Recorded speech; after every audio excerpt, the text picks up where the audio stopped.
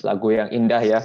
Setiap kali mendengar lagu ini saya mengingat bagi kami yang mahasiswa-mahasiswi tinggal di STT, biasanya ini jadi salah satu lagu Mars kita gitu ya. Siapa kita sehingga kita mau dipakainya semua karena anugerah Tuhan. Cuma lagu ini saya pikir juga sangat cocok juga untuk membahas tema kita hari ini ya. Hari ini kita membahas tentang sebuah dosa ya, sin of lust. Yang kita tahu ini bisa siapapun aja bisa terkena di dalam dosa ini. Kalau bukan karena anugerah Tuhan, kalau bukan karena pertolongan Tuhan, ya seorang seperti Daud pun terkena, dan itu pun tidak lepas gitu, terlanjut oleh anak-anaknya juga akhirnya bisa terjatuh di dalam dosa yang sama. Mari kita membaca ya, mari kita membaca 2 Samuel 13. Saya mau minta beberapa anak untuk bantu bacakan. 2 Samuel 13, hari ini pembahasan kita hari ini hanya dari ayat 1 sampai ayat yang ke-22. Karena saya pikir bagian Absalom itu sebaiknya dijadikan satu ya. Jadi kita hari ini hanya memang fokus di dalam cerita Amnon dan Tamar. Untuk ayat yang pertama sampai ayatnya yang kedua, mungkin saya boleh minta yang di sini ada Benedict ya. Benedict Cole, boleh tolong bantu bacakan ya, ayat pertama dan kedua.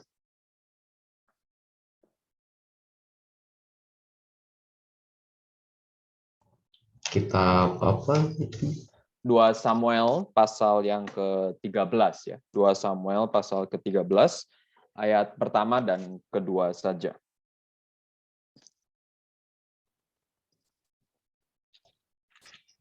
Sesudah itu terjadilah yang berikut.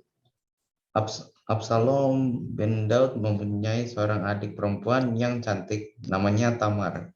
Dan Amnon bin Daud jatuh cinta kepadanya.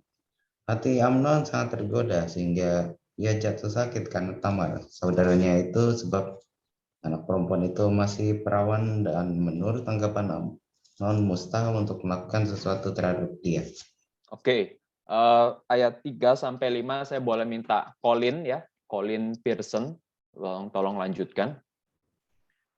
Amnon mempunyai seorang sahabat bernama Yonadab, anak Simea kakak Daud. Yonadab itu seorang yang sangat cerdik. Katanya kepada Amnon, "Hai anak raja, mengapa engkau demikian merana setiap pagi? Tidakkah lebih baik engkau memberitahukannya kepadaku?" Kata Amnon kepadanya, "Aku cinta kepada Tamar, adik perempuan Absalom, saudaraku itu." Oh, lanjutkan sampai kelima ya, tanggungnya. Lalu berkatalah Yonadab kepadanya, "Berbaringlah di tempat tidurmu dan berbuat pura-pura sakit.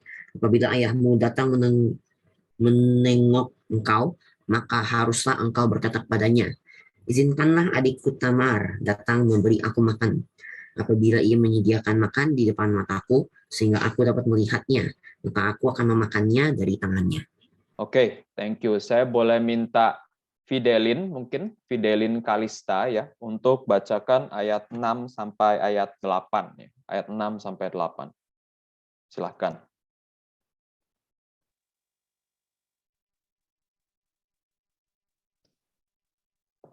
Sesudah itu berbaringlah Amnon dan berbuat pura-pura sakit. Ketika raja datang menengok dia, berkatalah Amnon kepada raja, "Izinkanlah adikku Tamar datang membuat barang 2 kue di depan mataku, supaya aku memakannya dari tangannya." Lalu Daud menyuruh orang kepada Tamar, ke rumahnya, dengan pesan, "Pergilah ke rumah Amnon, kakakmu dan sediakanlah makanan baginya." Maka Tamar pergi ke rumah Amnon, kakaknya, yang sedang berbaring-baring. Lalu anak perempuan itu mengambil adonan, meremasnya, dan membuat kue di depan matanya, kemudian dibakarnya kue itu. Oke, kemudian dibakarnya kue itu. Oke, thank you. Untuk selanjutnya ayat 9 sampai 11 saya boleh minta Grace ya. Grace Anastasia, ayat 9 sampai ayat yang ke-11. Sesudah itu gadis itu mengambil kuali dan mengeluarkan isinya di depan Amnon. Tetapi ia tidak mau makan. Berkatalah Amnon, "Suruhlah setiap orang keluar meninggalkan aku." Lalu keluarlah setiap orang meninggalkan dia. Lalu berkatalah Amnon kepada Tamar, "Bawalah makanan itu ke dalam kamar supaya aku memakannya dari tanganmu." Tamar mengambil kue yang disediakannya itu, lalu membawanya kepada Amnon kakaknya ke dalam kamar. Ketika gadis itu menghidangkannya kepadanya supaya ia makan, dipeganglah gadis itu dan berkata kepadanya, marilah tidur dengan aku, adikku. Oke, lalu ayat 12 sampai 16 saya minta Joshua ya, Joshua Susanto ya, bukan Joshua Kurniawan. Ayat 12 sampai ayatnya yang ke-16.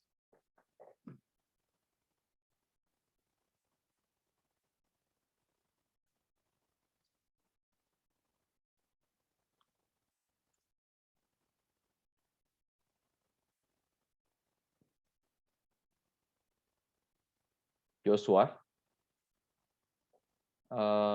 saya belum dengar suaranya ya.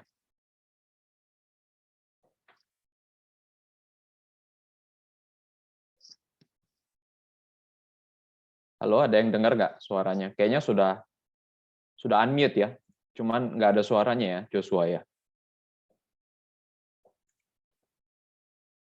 Ada gangguan, Joshua? Oh, oke. Saya minta Justin ya, Justin Louis bisa tolong lanjutkan ayat 12 sampai ayat yang ke-16. Oke kok. Tapi Ya. gadis itu berkata kepadanya, tidak kakakku, jangan perkosa aku.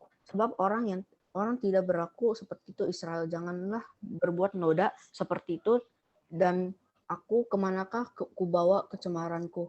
Dan engkau akan dianggap sebagai orang yang bebal di Israel. Oleh sebab itu berbicara dengan raja, sebab ia tidak akan menolak memberikan aku kepadamu. Tetapi Amnon tidak mau mendengarkan perkataannya. Dan sebab ia lebih kuat dari raja, daripadanya, diperkosalahnya lah dia, lalu tidur dengan dia. Kemudian timbullah kebencian yang sangat besar pada Amnon terhadap gadis itu. Bahkan lebih besar benci yang dirasanya kepada gadis itu daripada cinta yang dirasanya sebelumnya. Lalu Amnon berkata kepadanya, bangunlah, enyahlah. Lalu berkatalah gadis itu kepadanya, tidak kakakku, sebab menyuruh aku pergi adalah lebih jahat daripada apa yang telah kau lakukan kepadaku tadi. Tetapi Amnon tidak mau mendengarkan dia. Oke, thank you ya Justin. Lalu yang terakhir ayat 17 sampai 19 saya boleh minta Levina ya, Levina Sidik dipersilahkan ayat 17 sampai 19. Dipanggilnya orang muda yang melayani dia, katanya, suruhlah perempuan ini pergi daripadaku dan kuncilah pintu di belakangnya. Gadis itu memakai baju kurung yang maha indah, sebab demikianlah putri-putri raja yang masih perawan berpakaikan baju kurung panjang. Kemudian pelayan itu menyuruh dia keluar, lalu mengunci pintu di belakangnya.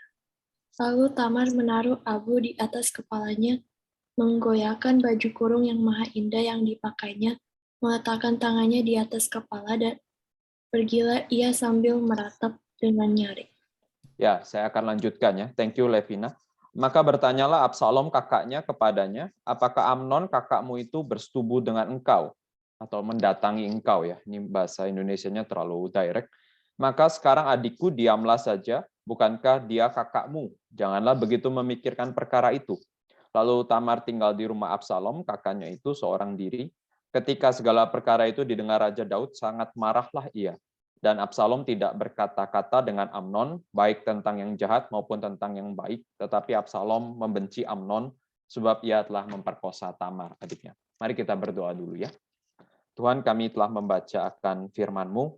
Kami tahu, kami melihat bagian firman ini bukan bagian yang enak dibaca ataupun enak didengar, tetapi lebih menyerupai suatu peristiwa yang tragis, tapi kiranya Tuhan kami diberikan kedewasaan, diberikan pembelajaran sebagai anak-anak-Mu, bagaimana kami harus menghadapi akan hal ini, dan bagaimana kami harus menyikapinya. Karena itu kami berdoa Tuhan di dalam setiap penyampaian firman, perenungan kami, maupun juga di dalam diskusi kami nanti, Engkau boleh memberkatinya. Dalam nama Yesus kami berdoa. Amin. Nah, anak-anak sekalian ya, ini kan cerita, sebenarnya seri kita kan full kan Daud ya, a man after God's own heart. Tapi kok hari ini ceritanya Daud itu cuma jadi figuran gitu ya. Kenapa kita mesti bahas ini? Saya sempat ngobrol dulu sama Pak Ivan ya, perlu nggak bahas bagian ini? Saya melihat tetap perlu ya, karena ini nanti yang jadi latar belakang penting. Kita tahu kenapa akhirnya kehidupan Raja Daud di akhir-akhir begitu mengerikan ya, begitu menyedihkan juga. Ada pemberontakan, Absalom mau menggantikan posisi, Daud harus pergi dan sebagainya. Jadi ini merupakan cerita yang sangat harus dibahas gitu. Karena itu pada bagian hari ini kita bahas. Cuma ya pertanyaannya gitu ya, kenapa akhirnya Daud harus mengalami hal seperti ini gitu ya? Dan bukan hanya Daud ya, tetapi anaknya juga pun akhirnya mengalami hal-hal yang seperti ini gitu ya. Tapi kita nggak usah heran ya, saudara. Kita nggak usah heran gitu ya. Ternyata keluarga-keluarga orang yang dipilih Tuhan itu ya tidak sempurna, saudara. Ada keluarga yang baik gitu, ada yang dipanggil Tuhan, lalu baik, anak-anaknya baik, itu anugerah Tuhan yang besar, itu puji Tuhan sekali. Tetapi Alkitab mencatat dengan real bahwa tidak semuanya seperti itu gitu ya. Bahkan di dalam zaman kitab Kejadian, zaman bapak-bapak patriarkal kita sudah lihat ini ya, bahwa keluarga-keluarga atau ada seorang yang baik yang Tuhan panggil, seperti Abraham gitu ya, dipanggil. Tetapi pun Abraham tidak sempurna ya. Dia harus menipu Firaun bahwa ini bukan istrinya, ini tapi adiknya.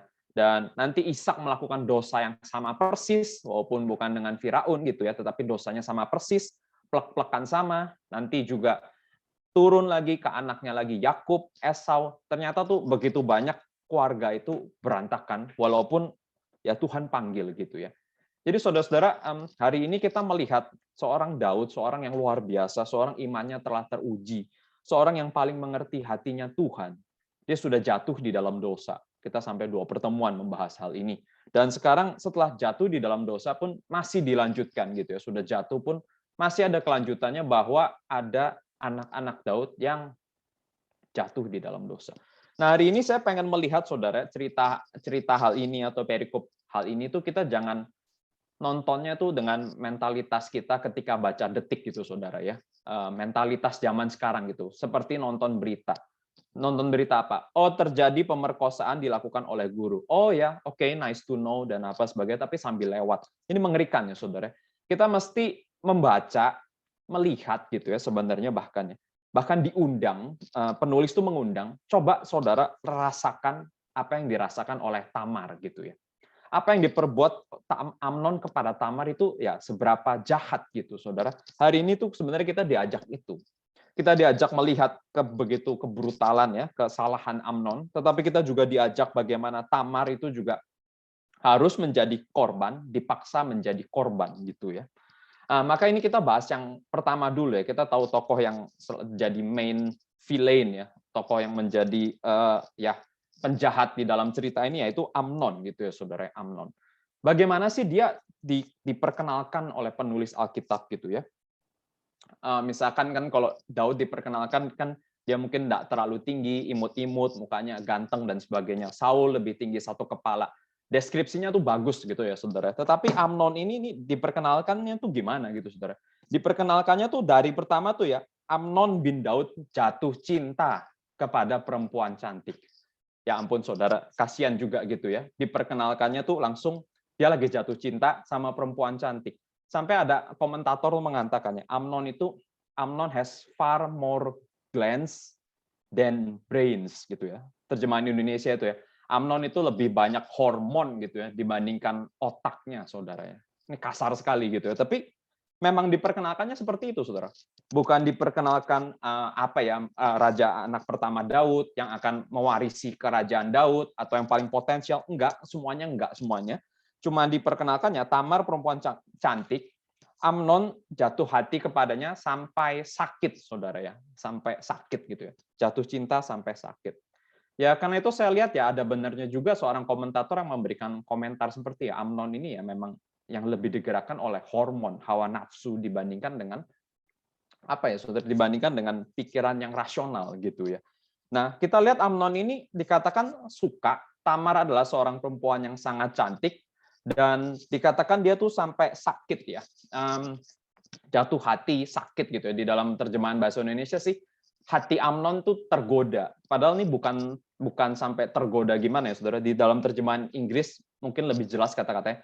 Dia tuh frustrasi atau dia tuh tormented, dia tuh vexed, dia tuh benar-benar saking sukanya tuh sampai menderita gitu ya. Menderita frustrasi. Ya kenapa? Karena dia suka tetapi nggak bisa dapat gitu ya. Pengen dapat Tamar nggak bisa. Dan karena ya dia masih saudara, kalau saudara dia juga bukan hanya saudara, dia juga putri raja, mana bisa sembarangan, statusnya cukup tinggi, dan bagaimana dia bisa nikah sesama masih setengah saudara, di Alkitab tidak memperbolehkan, di hukum Taurat tidak memperbolehkan, ya akhirnya dia jatuh sakit gitu ya. Nah, pertanyaannya ya, ini beneran cinta ya, ini beneran cinta, suka, Amnon itu mau sama Tamar, mau nikahi dia, mau hidup selama-lamanya berdua sama dia, atau ini hanyalah sebuah lust, saudara. Sebuah hawa nafsu. Nah, mungkin kita berikan definisi dulu ya, definisinya. Apa itu lust gitu ya? Apa itu hawa nafsu gitu ya? Hawa nafsu itu bukan hanya, atau dosa lust itu bukan hanya dosa ketika ketika kita melakukan tindakan seksual di luar pernikahan, bukan ya. Tetapi lust, hawa nafsu itu cakupannya cukup luas gitu ya. Itu sebuah desire, dikatakan sebuah desire yang ini dari sebuah buku ya, Oxford University Press gitu ya, memberikan definisi bahwa lust itu adalah sebuah enthusiastic desire yang sangat antusias, yang menginfuse tubuh gitu ya, yang seperti seolah-olah menguasai tubuh kita untuk pengen melakukan tindakan seksual activity, dan mendapatkan kesenangan and its pleasure for their own sake. Jadi semata-mata lust ya, hawa nafsu itu ya saudara pengen terhadap satu orang perempuan, suka, pengen berhubungan, dan untuk pengen mendapatkan kepuasan demi kepentingan saudara sendiri. Ya, ini saya pikir ini adalah satu yang benar ya saudara. Ini adalah satu hal yang benar, dan ini adalah satu hal yang dilakukan oleh Amnon itu. Dasarnya bukan cinta. Dasarnya bukan mengasihi. Dasarnya bukan karena ingin, kalau sudah mengasihi ya saudara mengasihi itu ingin melayani pasangan saudara, ingin sungguh-sungguh mengasihi dia, untuk mencintai dia, itu bukan. Karena ini dasarnya untuk kepentingan pribadinya dia. Saya pengen dapat perempuan yang seperti demikian. Nanti kita di bagian akhir ceritanya kita bisa lebih lihat ya, kita bisa lebih lihat waktu ada dialog dia dengan Tamar dan sebagainya, bahwa ini memang benar-benar bahwa ini menunjukkan lust gitu ya. Nah, pertanyaannya, kenapa kok bisa lust ya? Kenapa kok bisa hawa nafsu?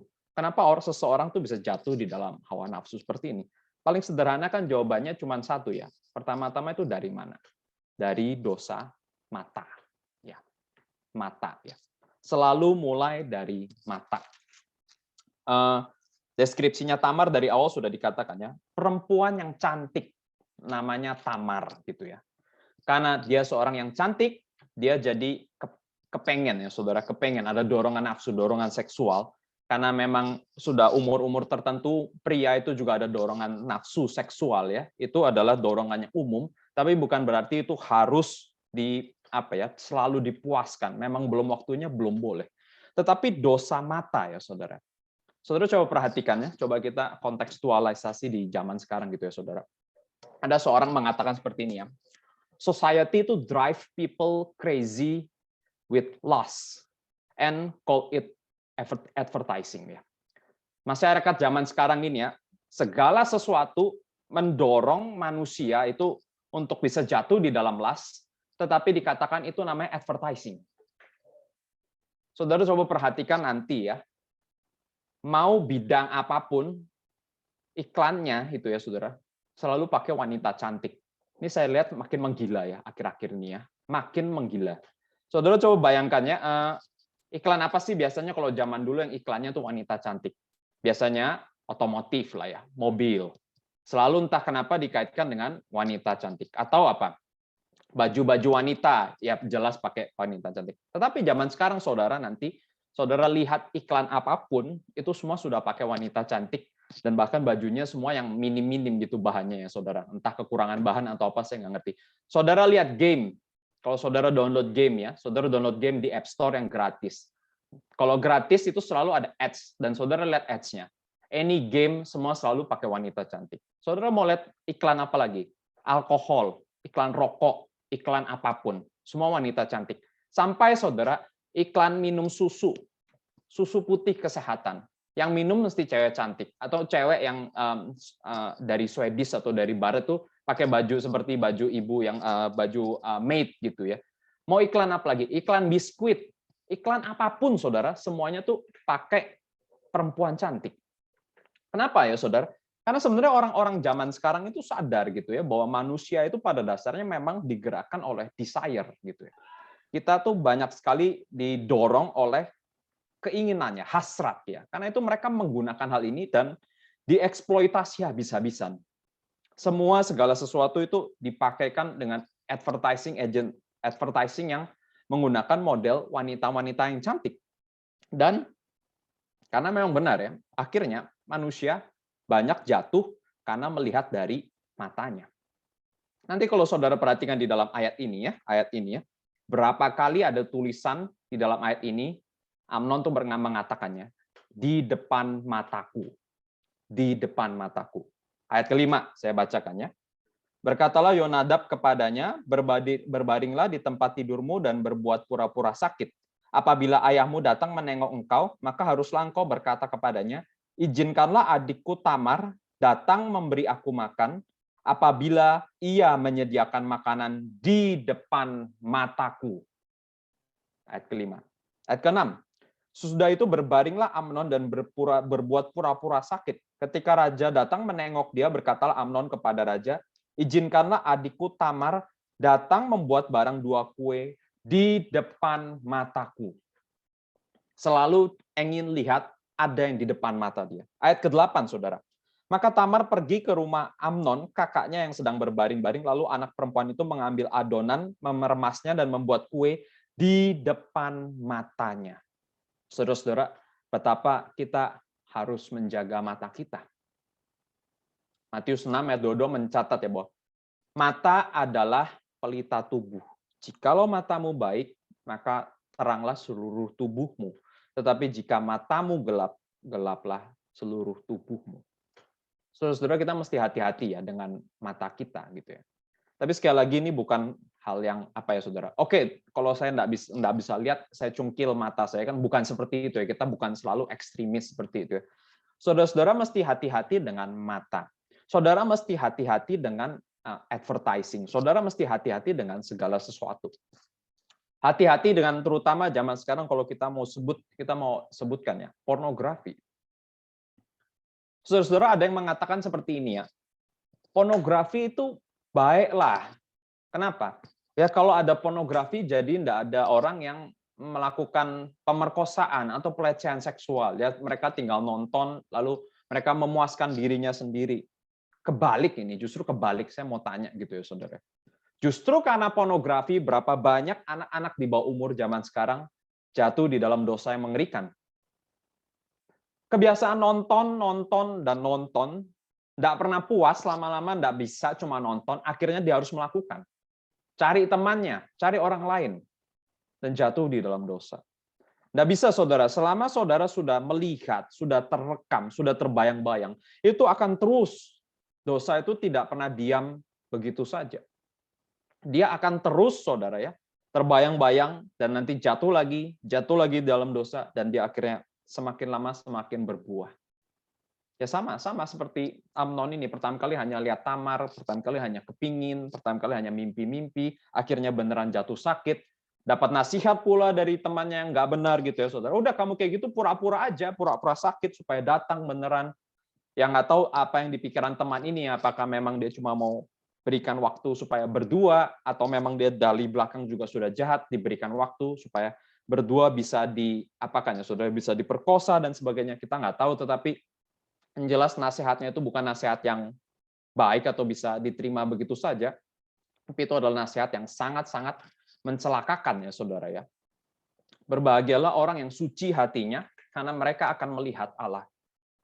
Apapun yang dikatakan Alkitab ya itu selalu benar ya saudara. Orang yang jujur, orang yang lurus, orang yang sungguh-sungguh kepada Tuhan, dia bisa melihat Allah. Tetapi saudara yang matanya sudah rusak ya saudara, Matanya sudah terbiasa rusak. Apapun tidak bisa dilihat. Apapun lihat gambar sedikit pun, itu seolah-olah itu seperti yang merangsang. Padahal kalau kita mau sungguh-sungguh sebagai orang yang dewasa gitu ya saudara, di dalam art, di dalam karya seni pun ada yang memang orang-orang melukis itu tidak pakai baju gitu ya. Tetapi ini bukan semata-mata untuk pornografi, saudara. Bukan. Maksudnya bukan itu. Toh memang yang dilukis juga bukan yang apa ya, perempuannya agak gendut-gendut. Gitu. Misalkan zaman dulu, zaman Renaissance, mereka ada justru perempuan yang gendut. Ini poinnya bukan untuk pornografi. Tetapi kalau memang sudah rusak ya, sedikit pun apapun ya, terangsang, ya itu sudah rusak gitu. Otaknya sudah rusak, semuanya sudah rusak. Sudah begitu tercemar dengan dosa, saudara. Dan kita lihat ya, kita lihat lanjutannya. Dia kepengen melihat matanya, kepengen melihat Tamar, kepengen, dan kita lihat di dalam ayat yang ke-6 ini ya, ayat ke-5 ke-6 tadi kita katakannya bahwa dia minta kepada Daud supaya Tamar itu membuat sebuah kue makanan gitu ya, roti.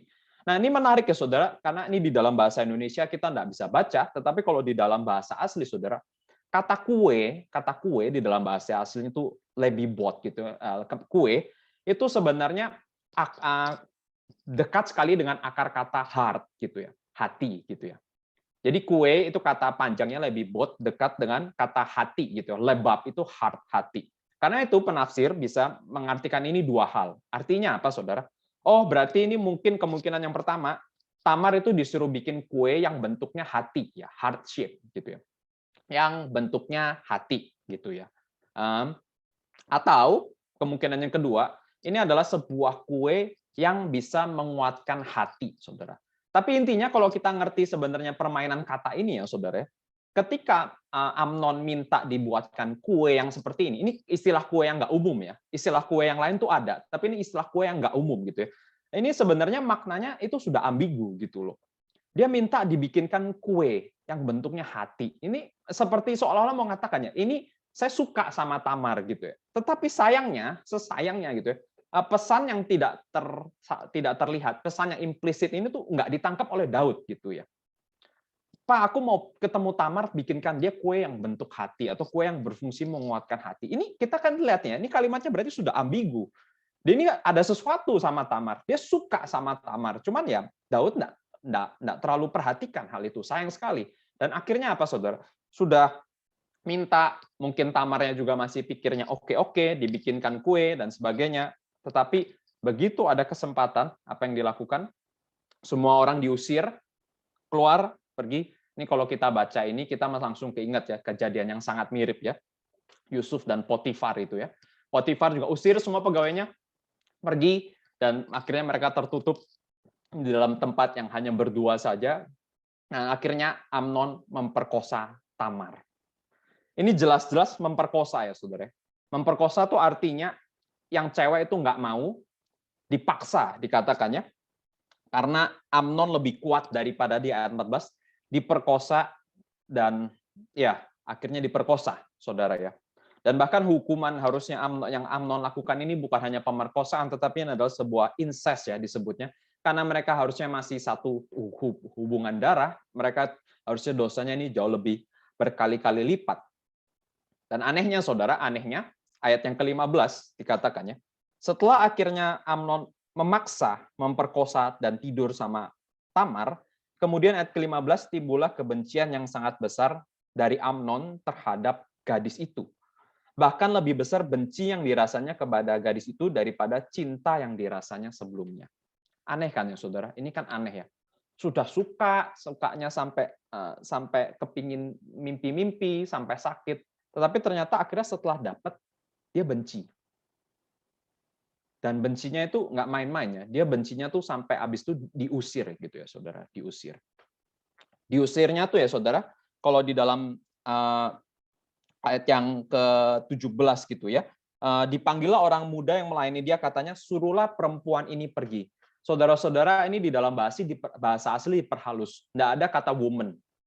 Sebenarnya kalau bahasa aslinya benar-benar mau diterjemahkannya itu distinct atau this creature gitu ya. Barang ini ya saudara, atau makhluk ini ya, tolong diusir pergi. Jadi saudara bayangkan ya, ini orang tuh seberapa, bobrok gitu ya, brengsek gitu ya saudara orangnya ya. Dia itu sudah pakai Tamar, sudah nggak anggap dia itu wanita lagi. Sudah pergi usir perempuan ini. Dia tuh jadi tiba-tiba langsung marah, langsung benci. Kenapa, saudara? Ya karena dia sadar gitu ya. Setelah dia mendapatkan apa yang dia inginkan gitu ya, saudara. Oh ternyata cuma begini saja. Begini saja ya. Nggak ada apa-apanya juga. Dan tiba-tiba saat itu juga, detik itu juga apa yang dia sadar? Dia sadar dia sudah tidak bisa kembali lagi. Dia sudah jatuh di dalam dosa. Masa depan dia sudah hancur. Dia itu kan putra pertama raja ya. Masa depannya begitu cerah gitu ya. Menggantikan Daud menjadi raja. Masa sebelum jadi raja sudah memiliki dosa seperti ini? Dia bisa nggak jadi raja lagi. Segala sesuatu karirnya dia mungkin sudah hancur berantakan. Dan dia baru sadar setelahnya itu. Sebelumnya Tamar sudah berkali-kali berikan argumen-argumen, nggak didengar telinganya tuh seperti budek ya, nggak bisa dengar apa-apa. Pokoknya terabas terjang gitu, seperti seorang kerbau gitu ya. Akhirnya ya jadinya apa? Dirusak gitu ya. Sudah terlanjur, sudah rusak. Dia akhirnya justru kesel. Ini semua masa depan gua hancur nih gara-gara ada perempuan ini. Nyalahin orang lagi, bukannya bertobat, bukannya minta ampun, bukannya minta salah sama Tamar. Dan ya kita lihat ya, ini orang yang benar-benar apa ya saudara ya, hancur, benar-benar orang yang berantakan. Saudara-saudara, tetapi ini kita mesti hati-hati ya. Inilah yang menunjukkan bahwa si Amnon ini bukan cinta sama Tamar, tetapi dia itu lust, saudara. Karena kalau dia cinta, saudara ya, ada cerita lain yang mirip gitu ya, saudara, bahwa anaknya Yakub itu yang namanya Dina, sama dia juga diperkosa juga oleh orang yang namanya Sikem gitu ya. Tetapi setelah itu Sikem beneran jatuh cinta gitu, masih suka gitu. Walaupun awalnya diawali dengan lust, dia masih suka. Dia masih ingin menikahi Dina, ingin hidup baik-baik sama dia. Tetapi kita tahu saudara-saudaranya nggak terima, akhirnya dia justru dibunuh. Tetapi ini Amnon ini tidak melakukan semua itu. Justru dia apa? Dia menyesal dan dia mengusir si Tamar ini, bahkan bukan tidak seperti manusia. Nah, saudara-saudara kita mesti hati-hati ya, hati-hati saudara ya. Dosa, tadi saya katakan lust ya, mulai dari mata. Mata lambat laun akan terus muncul, tidak pernah dipuaskan sampai akhirnya bisa berbuah. Jangan sampai ya saudara, jangan sampai apa ya, kenikmatan beberapa saat, tetapi itu merusak seumur hidupmu. Ingin satu hal yang belum waktunya, air curian itu rasanya lebih manis, tetapi saudara tahu sekali rusak seumur hidup. Nah, saudara pasti pernah mendengar cerita ini ya. Pendeta Stephen Tong pernah kasih satu ilustrasi gitu. Ada satu orang pemuda, secara singkat saja dia intinya ingin sekali pergi mencari pelacur, memuaskan kebutuhan seksualnya. Sudah umurnya, belum saatnya, tetapi dia pingin akhirnya pergi membayar seorang pelacur, tidur sama dia. Toh saya bayar juga kan, mulai ada justifikasinya. Saya bayar juga kok, ini saya cuma sebentar aja, habis ini enggak lagi. Oke, dia menikmati seks semalam itu sangat indah, sangat intim mungkin, tetapi besok paginya saudara dia ditinggalkan dengan sepucuk surat, perempuan itu enggak ada gitu ya. Ditinggalkan dengan sepucuk surat yang saudara bisa lihat, dan dia buka, dia baca, tulisannya cuma apa? Welcome to our world. Artinya apa saudara? Welcome to HIV. Welcome to AIDS. Welcome to incurable disease. Hancur, saudara. Hancur. Masa depannya mungkin hancur. Mau dipandang sebagai orang yang terpandang, terhormat juga tidak bisa. Dari muda sudah hancur karena dosa ini. Betapa hal ini mengerikan ya, saudara. Dan kita lihat nanti benar-benar buktinya gitu ya, saudara. Tidak lama setelah cerita ini tuh akhirnya Amnon harus meninggal. Harus ada perang saudara, harus ada perang sipil bahkan. Daud sampai pergi. Salah satunya dari dosa ini. Jangan pernah main-main. Jangan pernah main-main. Ini bagian dari Amnon ya, saudara. Sekarang kita beralih kepada Tamar. Saya hari ini mencoba kita melihat dari cerita ini, tetapi lebih kepada karakter ya. Tadi kita sudah membahas Amnon, kita sudah membahas dosa, lust itu. Sekarang kita lihat daripada sisi Tamar. Saudara, yang paling penting adalah Tamar ini memang adalah korban. Mau tidak mau jadi korban di sini ya. Tetapi yang saya melihat, yang paling penting di dalam hal ini ya, Tamar itu bukan korban.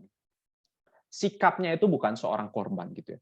Dia memang korban karena dipaksa, kekuatannya kalah, dia perempuan yang lebih lemah, tetapi dia tidak pernah punya mentalitas korban. Saya pikir ini adalah satu hal yang kita bisa pelajari sangat luar biasa. Tamar dikatakan di sini seorang yang gadis yang anggun, gadis yang cantik ya. Bahkan ada seorang mengatakan Tamar ini adalah seorang the woman of the Torah. Harusnya dia adalah perempuan yang sangat baik mengikuti aturan-aturan dari Taurat. Kita tahu dari mana? Kita tahu dari mana? Kita mesti melihat bagaimana akhirnya Tamar itu ya berusaha untuk mencegah Amnon. Jangan sampai dia melakukan apa yang dia inginkan. Dan kita lihat itu cara dia ngomong, cara argumennya itu semua sangat baik. Orang yang kita bisa lihat ya, orang yang sangat rasional, orang yang bisa berpikir dengan baik, dan orang yang sangat taat dengan firman Tuhan. Mari kita baca ulang ayat ke-12 dan 13 ya. Ini ketika ayat 11 ini Amnon pengen ajak tidur gitu ya adiknya. Ayat ke-12 dikatakan, tidak, gadis itu berkata kepadanya, tidak kakakku, jangan perkosa aku. Sebab orang tidak berlaku seperti itu di Israel. Yang pertama ya, orang tidak berlaku seperti itu di Israel. Artinya saudara, yang melakukan perbuatan begitu najis seperti ini, itu bukan orang Israel. Orang-orang Kanaan mungkin. Pernikahan sesama keluarga, pemerkosaan. Orang Israel nggak boleh lakukan begini. Orang Israel, umat Allah yang percaya ada Taurat, tidak boleh melakukan hal seperti ini. Janganlah berbuat noda seperti itu. Ya. Dan aku, dikatakan ayat ke-13 ya, kemanakah aku bawa kecemaranku? Ini dari sisi dia ya. Aku ini kalau sudah cemar mau gimana? Dan kamu, dikatakannya. Ini argumen pertama dari saya. Aku ini kalau udah cemar gimana? Dan kamu ini adalah engkau akan dianggap sebagai orang yang bebal di dalam Israel. Ini bebal kita sudah katakan berkali-kali ya. Saya sudah pernah cerita tentang Nabal, orang yang bebal, orang yang bodoh dianggap di Israel. Nanti kamu juga dianggap orang bebal. Dan yang ketiga dikatakan, sudahlah, bicaralah sama raja gitu ya. Dia mungkin tidak akan menolak, dia mungkin juga akan kasih. Ya dibandingkan akhirnya harus terjadi pemerkosaan di luar pernikahannya, mending sudah dinikahkan saja gitu ya, nggak apa-apa kan gitu ya. Dan kita lihat ya, di dalam 3 hal ini ya, di dalam ayat 12 tuh dia katakan 3 kali tidak ya. Tidak kakakku, sebab orang tidak berlaku seperti ini. Janganlah berbuat noda. 3 kali kalimatnya itu ada tidak. Dan di dalam ayat yang ke-13 ya, dan ku bawa kemana kecemaranku. Dan engkau ini gimana? Dan itu oleh sebab itu, kalau Indonesia dikatakan pakai oleh sebab itu. Dan sekarang sebaiknya engkau berbicara kepada raja.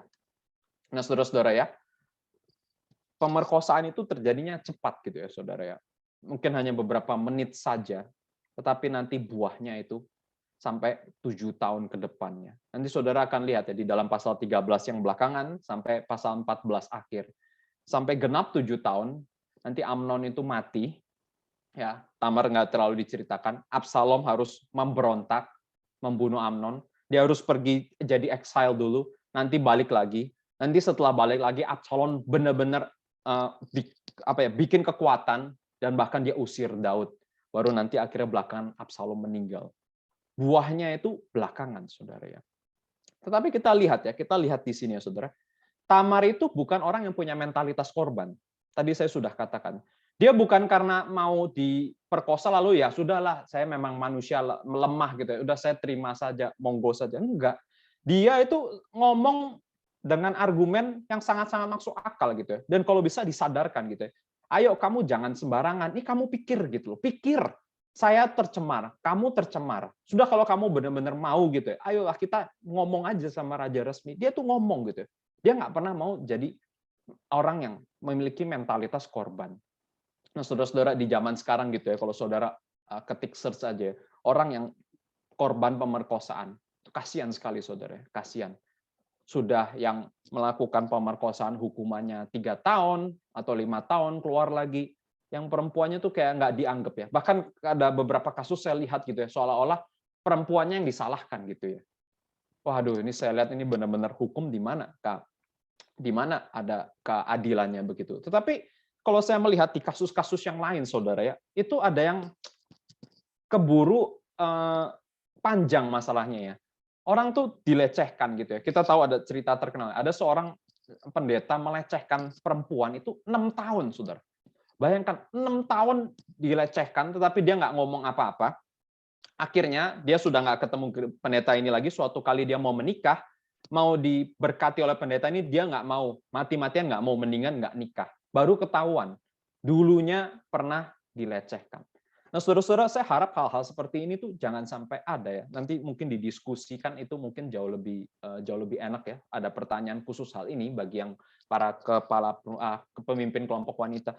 Bagaimana kalian harus menjaga diri dengan lebih baik lagi? Nggak bisa justru dengan iming-iming ditakutin ya, nanti keluarga kamu hancur, apa pendeta kamu hancur, atau siapapun itu yang mungkin itu, jangan terlalu diiming-iming, didiami seperti itu, justru makin parah, saudara ya. Jangan jadi mentalitas korban, jangan didiam-diam ya, justru harus cerita, harus terbuka supaya lebih cepat ini dihentikan dan ada keadilan gitu. Ada keadilan yang terjadi ya, saudara ya. Ada keadilan sehingga sehingga yang makin parah itu tidak terjadi.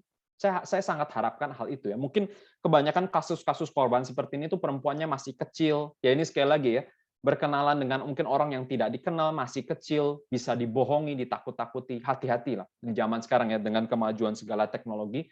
Saya pikir ini kita mesti sangat hati-hati. Nah, tetapi saudara, yang anehnya bagi kita, bagi pembaca kita di zaman sekarang gitu ya. Ini kan Tamar sudah diperkosa. Ini adalah satu hal yang sangat memalukan. Mungkin seumur hidup nggak bisa pulih daripada trauma ini, trauma diperkosa. Tetapi kok di ayat yang ke-15 dan 16 gini ya, akhirnya kan Amnon mau usir Tamar. Maka tetapi ayat ke-16 dikatakannya, berkatalah gadis itu kepada Amnon, tidak kakakku, sebab menyuruh aku pergi adalah lebih jahat dari apa yang telah kau lakukan kepadaku tadi. Mungkin membaca modern ini kita bingungnya. Dia ini sudah diperkosa, apalagi yang lebih jahat daripada pemerkosaan. Tapi ternyata dikatakan, ini kalau diusir, itu lebih jahat lagi. Karena kita mesti ngerti ya, kita mesti ngerti hukum Taurat. Perjanjian lama pada waktu itu, saudara. Orang yang kalau misalkan ya, di dalam hukum Taurat, di dalam Ulangan 22, di dalam keluaran yang 24, kalau nggak salah ya, nggak catat, Ulangan 22 misalkan, kalau ada seorang pria, dia bersetubuh dengan seorang wanita yang masih perawan, yang belum pernah menikah. Oke, dipaksa tidur, akhirnya keduanya kedapatan, maka laki-laki itu harus ngapain? Harus bayar sejumlah uang, 50 shekel perak kepada ayah gadis itu, dan gadis itu harus jadi istrinya. Harus dipaksa nikah. Kecuali kalau keluarga yang perempuannya nggak mau. Itu boleh. Tetapi kalau misalkan keluarga perempuannya apa segala itu mau, ya sudah, mereka harus nikah. Tetapi di sini, ini hukumnya Tuhan. Kamu memperkosa orang, nggak benar, kamu harus menikahkan dia, harus bayar ganti rugi. Itu hukumnya Tuhan. Tetapi di sini tidak dilakukan, dan bahkan si Tamar ini diusir keluar, dikunci. Nah itu saudara, secara artinya ya, secara simbolik, Tamar itu diceraikan. Secara simbolik, Tamar itu tidak diinginkan. Tamar itu artinya jadi seorang outcast statusnya. Orang yang dibuang, orang yang tidak punya masa depan, orang yang tidak mungkin lagi menikah. Sangat mungkin pada waktu itu. Jadi itu dia jadi orang yang benar-benar statusnya itu ya sudah tidak punya identitas gitu ya. Mau menikah juga sudah tidak perawan, tetapi yang ini mau dinikahkan pun enggak. Karena itu dikatakannya ini hal yang lebih jahat. Zaman dahulu perempuan nggak bisa hidup sendiri, saudara. Zaman dahulu perempuan tuh harus bergantung kepada suaminya. Ini zaman beberapa ribu tahun yang lalu. Bukan zaman sekarang, perempuan lebih happy justru hidup single kali. Karena dia bisa mencukupi diri sendiri. Zaman dulu beda. Karena itu ini jauh lebih jahat yang dilakukannya.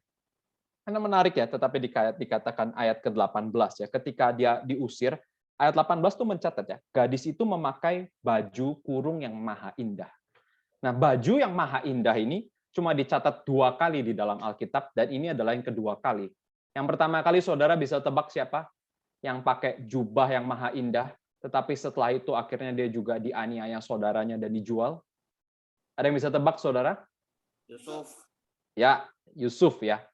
Yusuf pakai baju yang indah, akhirnya saudara-saudaranya iri, dia diambil bajunya, dirobek dan sebagainya, terjadi tragedi gitu ya. Tamar menggunakan baju yang maha indah, baju kurung yang maha indah, dan dia diperkosa. Saudara-saudara, ini mungkin kita sedikit bisa belajar ya, saudara ya, belajar ya. Bukan berarti ini saya mau menyarankan saudara nggak boleh pakai baju bagus, saudara nggak boleh pakai make up, saudara nggak boleh fashionable. Poinnya bukan itu ya, saudara. Cuman mungkin bagi yang para wanita-wanita ya, mungkin bisa lebih kurang sedikit foto selfie ya, saudara ya. Foto selfie, baju-baju yang terlalu mini, atau apapun, hal apapun yang saudara bisa mengundang perhatian para orang-orang yang tidak benar, para laki-laki yang tidak benar. Cobalah dipikirkan gitu ya. Saudara, sekali lagi, saudara bukan berarti tidak boleh ini dan itu sama sekali tampil fashion itu, bukan gitu. Cuman pakailah seperlunya ya, sepropernya gitu ya. Kalau saudara lihat home feed Instagram saudara, lalu 90% isinya foto selfie saudara atau dengan baju-baju saudara yang bagus, ya itu mungkin problem gitu ya. Saya nggak masalah saudara foto selfie, saya nggak masalah saudara dengan pakaian yang bagus, itu semua saudara mau terlihat cantik dan fashionable, itu nggak ada masalah sama sekali. Cuman ya jangan memancing, saudara. Jangan memancing. Seringkali itu yang bisa jadi apa ya? Memicu tanpa sadar. Hati-hatilah gitu ya. Ya mungkin ini pembahasan ini secara lebih lanjut bisa dibahas di dalam grup perempuan ya. Tetapi kita lanjutkan ya. Tamar seorang yang menjadi korban, tetapi sebenarnya dia tidak memiliki mentalitas korban. Dia berusaha bisa lepas dari situasi kondisinya itu, tetapi ya nggak bisa.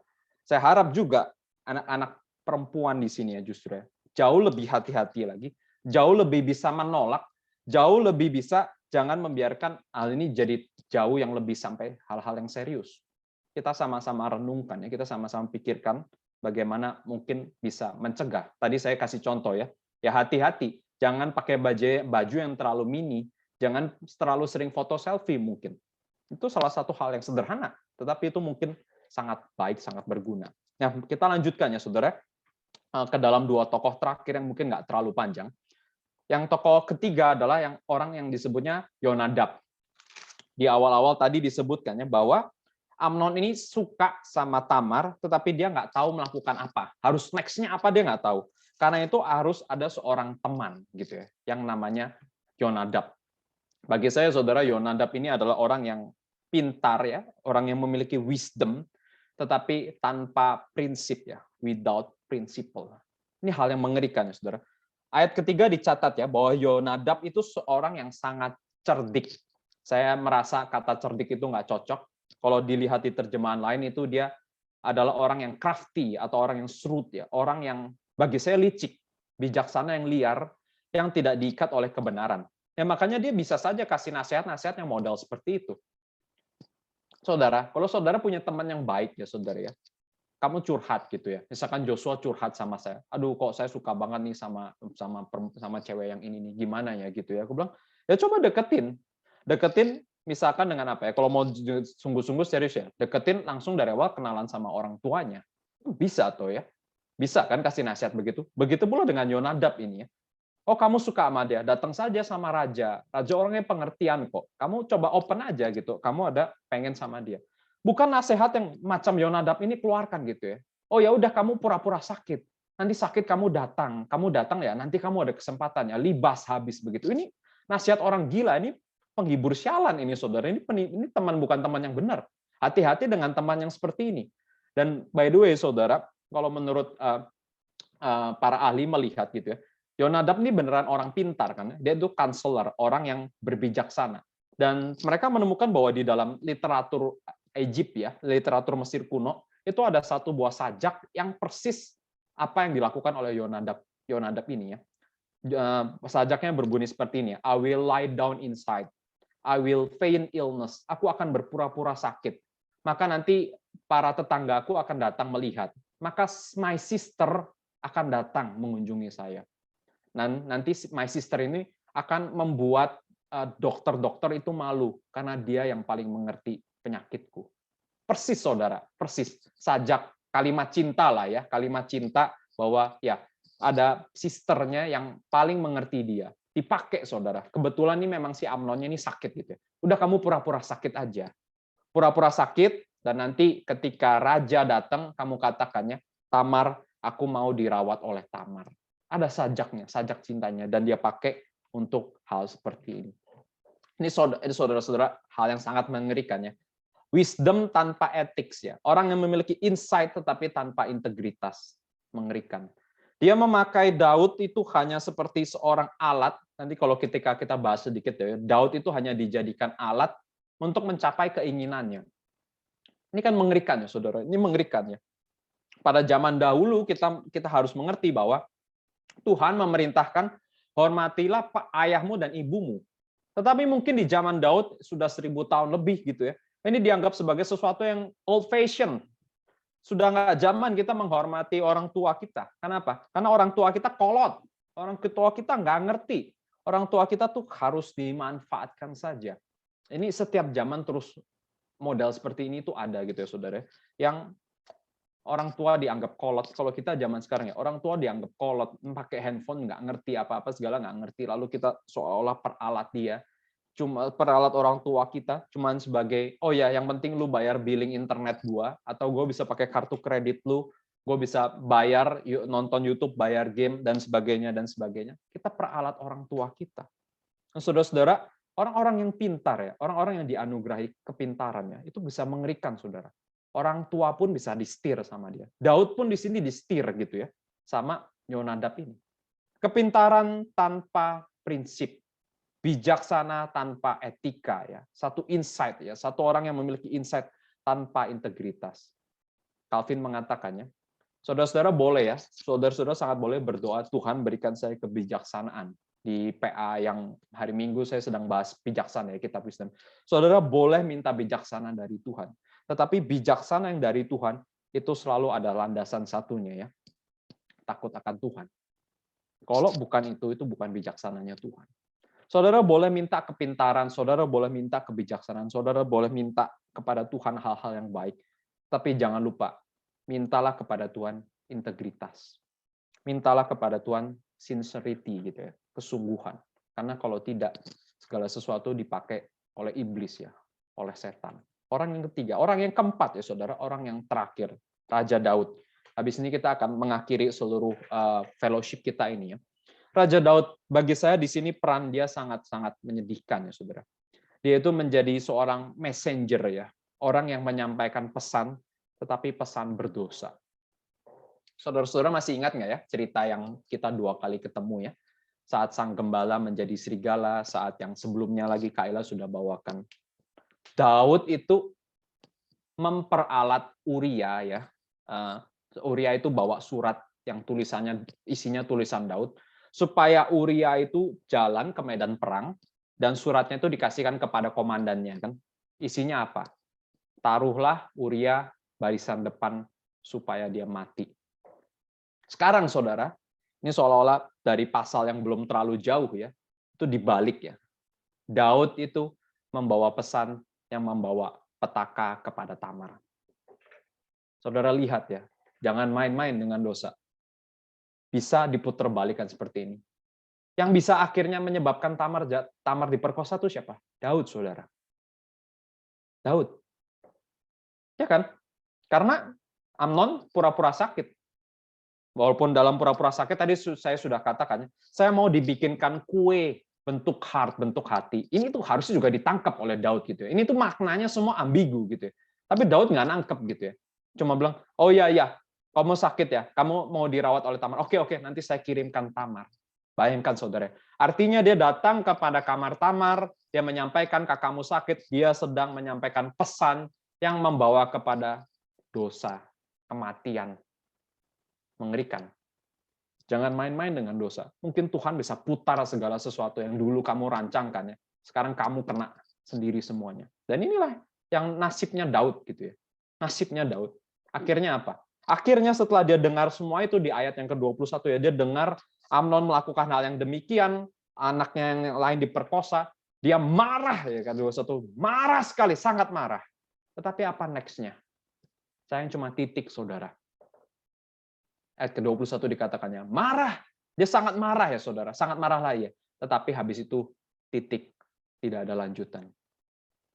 Dan menarik saudara, di dalam Alkitab versi-versi yang lain, Alkitab versi lama itu bukan cuma titik di situ aja, tetapi ada kalimat tambahan. Di dalam versi Septuaginta dikatakannya, but he would not hurt Amnon because he was his eldest son and he loved him. Tambahannya adalah karena dia tidak akan mungkin melukai Amnon. Dia adalah anak yang paling besar, anak kesayangan dia. Saudara-saudara sekalian, setiap kali ada kejahatan, kesalahan yang tidak diadili, itu pasti menimbulkan masalah yang lain. Daud tidak menghukum Amnon. Absalom nggak terima. Kasus yang lain ya, saudara ya. Dina, yang tadi saya sudah ceritakannya. Dina diperkosa oleh Shikem. Yakubnya nggak marah-marah. Yakubnya marah ya, tetapi nggak ada justice. Anger without justice itu selalu leads to other problemnya. Yakubnya nggak marah, nggak minta keadilan. Yang akan tagih keadilan yang lain. Anak-anaknya yang brutal. Ya. Simeon dan Lewi. Semuanya oke, kalian mau dapat Dina, semua kalian karena bangsa yang kafir harus disunat semua. Disunat semua, cowoknya nggak bisa ngapa-ngapain, dibantai semua habis sama Simeon dan Lewi.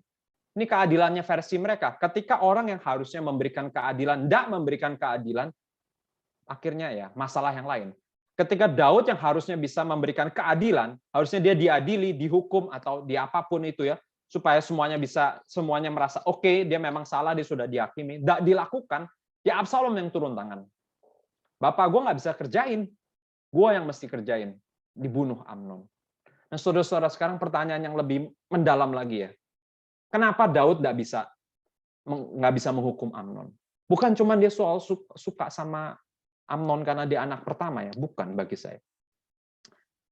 Dia sadar dia nggak bisa hukum Amnon karena apa? Karena dia yang menyampaikan kejahatan itu kan. Salah satu penyebabnya dia. Dia yang menyampaikan itu kepada Tamar. Itu satu. Yang kedua, apa?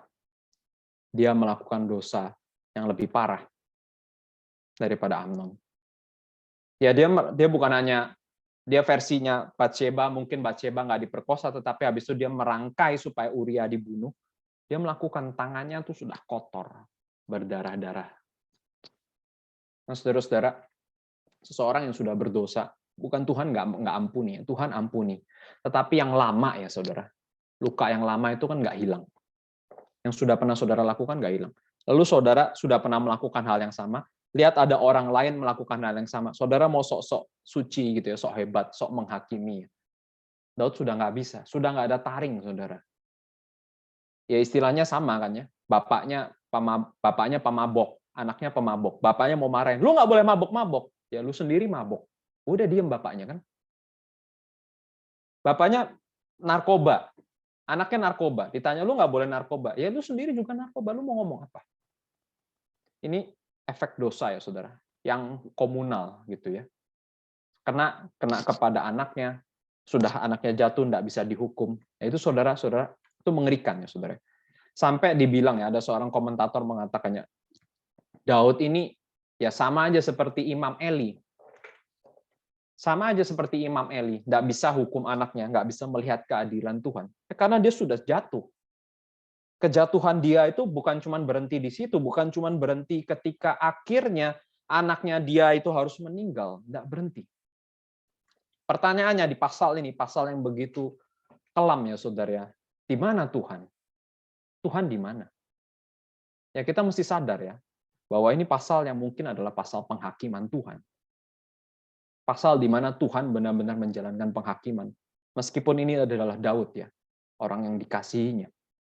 Karena 2 Samuel 12 menyatakannya, oleh sebab itu pedang tidak akan menyingkir dari keturunanmu sampai selamanya. Pedangnya belum ya saudara, ini baru bagian perkosaannya, dosa seksualnya dilakukan Amnon. Pedang nanti akan dilaksanakan oleh Absalom. Pedang tidak akan menyingkir dari keturunanmu, karena engkau telah menghina aku, mengambil istri Uria orang Het itu untuk menjadi istrimu. Beginilah firman Tuhan, 2 Samuel 12 ayat 11. Bahwasanya malapetaka akan kutimpakan ke atasmu yang datang dari kaum keluargamu sendiri. Aku akan mengambil istri-istrimu di depan matamu dan memberikannya kepada orang lain. Orang itu akan tidur dengan istri-istrimu di siang hari. Nah, saudara-saudara, ini pasal penghakiman. Apa yang dilakukan Daud, Tuhan balikan semuanya. Tetapi ya saudara, sekali lagi ya, mungkin ini sebagai penutup ya, yang kita sudah nyanyikan tadi lagunya ya. Saudara-saudara, kalau sampai hari ini kita tidak terjatuh di dalam dosa seksual, dosa pembunuhan, atau dosa apapun, Saudara-saudara, itu juga bukan karena kehebatan kita. Itu semua karena anugerah Tuhan. Kan? Seorang seperti Daud pun bisa jatuh. Berkali-kali Alkitab tuh mencatat secara gamblang. Akhirnya anaknya jatuh. Ini bukan supaya kita baca, oh ya Daud aja begitu, saya juga bisa begitu. Nggak apa-apa lah, Tuhan pasti ampuni, Tuhan masih ampuni Daud, Tuhan masih ampuni yang lain. Saudara hati-hati ya. Jangan pernah berpikir seperti itu. Justru kita mesti doanya apa? Tuhan, Daud saja bisa jatuh. Dan kejatuhannya itu menyebabkan kejatuhan-kejatuhan yang anak-anaknya. Apalagi saya. Saya cuma manusia yang lemah. Kiranya Tuhan boleh mengampuni. Kiranya kita boleh terus minta ya kepada Tuhan, minta anugerah Tuhan, jauhkan kami dari dosa-dosa ini, supaya kami bisa hidup semakin berkenan kepada Tuhan. Mari kita berdoa. Bapa dalam surga, kami datang ke hadirat-Mu, kami mau mengaku, kami mau datang dengan sejujur-jujurnya. Kami adalah orang yang lemah. Kami adalah orang yang sering kali jatuh. Kami tidak lebih baik dari Daud. Kami tidak lebih baik bahkan dari Amnon ataupun dari Yonadab. Tetapi Tuhan, jikalau sampai hari ini kami masih Tuhan pelihara, itu sungguh adalah anugerah-Mu. Kiranya kami tidak pernah menganggap enteng dosa-dosa yang ada. Kiranya kami tidak pernah menganggap enteng apapun yang ada dari cerita Alkitab. Kiranya kami terus mawas diri waspada, tidak membiarkan iblis boleh bekerja, menggoda. Kiranya Tuhan, Engkau menyediakan kami fellowship ini, saudara-saudara kami, kakak-kakak pembimbing kami boleh semakin mendaratkan di dalam diskusi apa yang bisa kami lakukan sebagai sesama anak-anak Allah, apa yang bisa kami kerjakan sebagai sesama saudara seiman kami, supaya kami bisa dijauhkan dari dosa ini, supaya kami bisa semakin diperkuat. Kiranya Tuhan berkenan untuk diskusi kami ke depan. Kami menaikkan doa ini dalam nama Yesus. Amin.